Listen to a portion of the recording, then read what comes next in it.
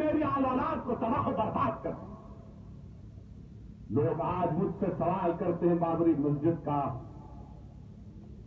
جتنا بابری مسجد کے لیے ہم نے محنت کی اور کرتے رہیں گے۔ 2010 یا 2011 میں بابری مسجد کے مقدمے کی بات آئی تو ہم نے کہا صدر صاحب ہر چیز پیش کر دی، اور فیصلہ بورڈ کے صدر صاحب کی آنکھوں میں آنسو تھے۔ ہم نے کہا یہ ہماری طرف سے ہے، لیجیے لڑیے مقدمہ۔ آج کوئی کہتا ہے کہ اگر اسدالدین اویسی کو نکال دو فیصلہ بورڈ سے تو میں شامل ہو جاؤں گا۔ حضرت نکالنا کیا، آپ کہیے کہ تم مسجد کے لیے شہید ہو جا، تمہیں جان لے لی جائے گی تو میں تیار ہوں۔ اگر میری مسجد بن جاتی ہے میری موت سے عزت، تو آپ خود اپنے ہاتھوں سے میری جان لے لو، مگر میری مسجد کا سودا مت کرو۔ مجھے عہدوں کی ضرورت نہیں ہے، اللہ نے مجھے جو عزت دی وہ ہندوستان کے کسی بھی وزیر اعظم کو نہیں دی ہوگی۔ میں کون ہوں میرے بھائی؟ میرے انفرادی کو حیثیت نہیں ہے، اگر میری پہچان ہے تو اللہ کی طرف سے ہے، میری کوئی شناخت ہے تو میری دین کی وجہ سے ہے، میری مقبولیت ہے تو میرے نبی کے سچے کی وجہ سے ہے، میری اگر مقبولیت ہے تو اس دارالسلام اس مجلس کی وجہ سے، اگر مجلس نہیں دارالسلام نہیں تو اسدالدین اویسی بھی کچھ نہیں۔ مجلس ہے تو اسدالدین اویسی ہے، مجلس میں نہیں تو کچھ نہیں۔ اس جماعت نے مجھے بہت کچھ دیا الحمدللہ، اللہ کا جتنا شکر ادا کرو کم ہے۔ یقیناً ہم کو قربانی دیتے آئے، دیتے رہے۔ اکبر کو جیل میں ڈالا گیا، کوئی بات نہیں، فخر ملت کو بھی جیل میں رہنا پڑا، سالار ملت کو بھی رہنا پڑا، جسم پر گولیاں برسائی گئی، ٹھیک ہے، ہم نے صبر کیا۔ میرے بھائی ہم پہ الزامات لگاتی ہیں، الزامات لگاتی لگائیے۔ 60 سال پہلے بھی الزام لگانے والوں نے الزام لگایا تھا، آج بھی لگا رہے ہیں۔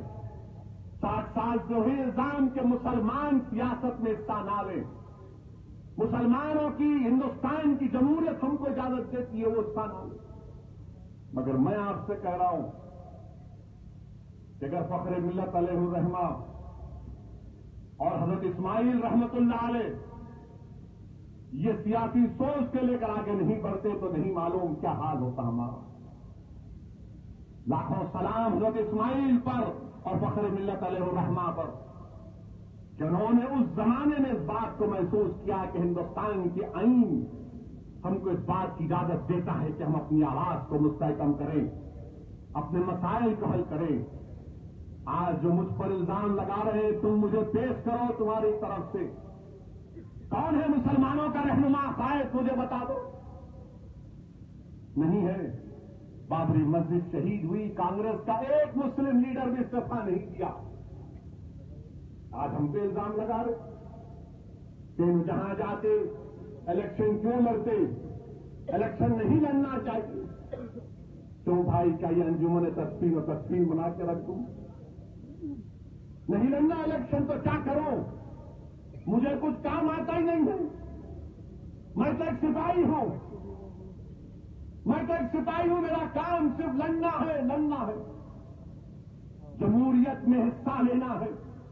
60 سال کا اگر کوئی پوچھے گا، مجھ سے پوچھے گا کہ 60 سال میں آپ نے کیا حاصل کیا، تو میں ایک ہی جواب دوں گا کہ 60 سال میں ہم نے بہت کچھ حاصل کیا۔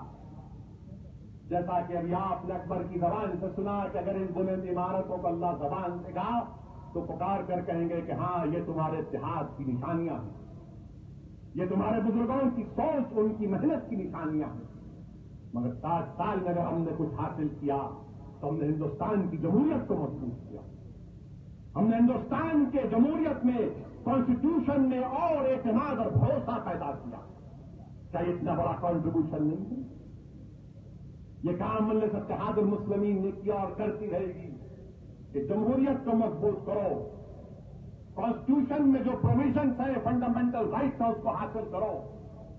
اور یہ صرف چیخنے پکارنے سے نہیں ہوتا، یہ سیاست میں حصہ لینا پڑے گا، الیکشن لڑنا پڑے گا، الیکشن کی کامیابی کے لیے تنظیم کو مضبوط کرنا پڑے گا، تنظیم کو بنانے کے لیے مخلص اور اخلاص لوگوں کی ضرورت پڑے گی. اگر آج یہ تمام چیزیں جمع ہوگی تو یقیناً انشاءاللہ تعالی مجلس اتحاد المسلمین کا یہ کارواں آگے بڑھتا رہے گا.